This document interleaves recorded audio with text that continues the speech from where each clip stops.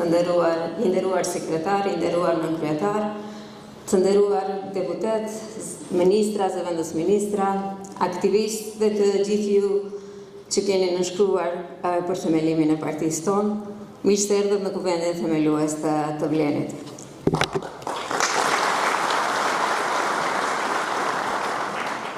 Sot, kur përmbajmë kuvendin themelues të partisë, kujtojmë sfidat dhe peripecitë në të cilat kemi kaluar.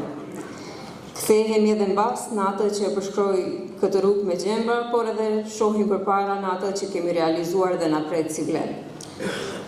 Kjo rrugë nuk ka qenë as pak e lehtë, na punuan pas shpine, na tradhtuan, por ne nuk u dorëzuam. Unë gjitëm lart e më lart, dhe këtë e dëshmon sot puna jonë gjatë kësaj qeverisje 2 vjeçare.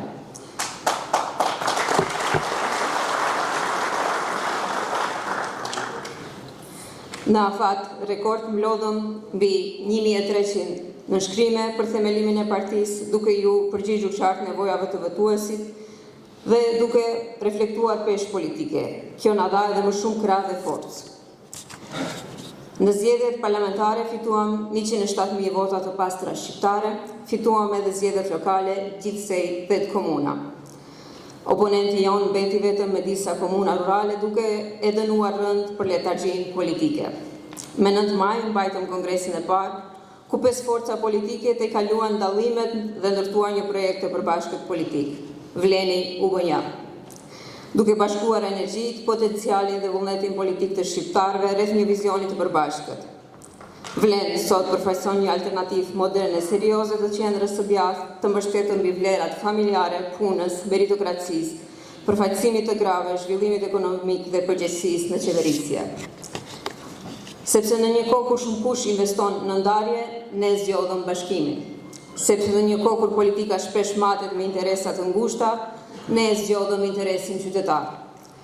Organizimi i fuqishëm në terren ishte një tjetër parakush për përfaqësimin më të mirë dhe për përgjigje më të shpejtë ndaj nevojave në terren. Qytetarët kishin nevojë për Vlenin dhe ne po ju përgjigjemi me dashmëri të plotë dhe me pietet të lartë. Ata me votë, ne me punë. Sot sjellim ligjin për përfaqësim të drejtë dhe adekuat, zgjedhim çështjen e provimit të jurisprudencës dhe ligje tjera që na i lanë në gjysmë BDI-a. Po e bëjmë autostradën Shkup-Llac, korridorin 8, ndërtojmë kampusin e UNT-s, spitalin e Koçovës dhe spitalin e Tetovës, po investojmë në infrastrukturën bazë nëpër komuna. Ne ecim në hap të drejtë dhe përmbushim kërkesat e qytetarëve në afat të duhur dhe sigurt, sepse jemi dalëzotës të tyre. Na prifte para. Faleminderit.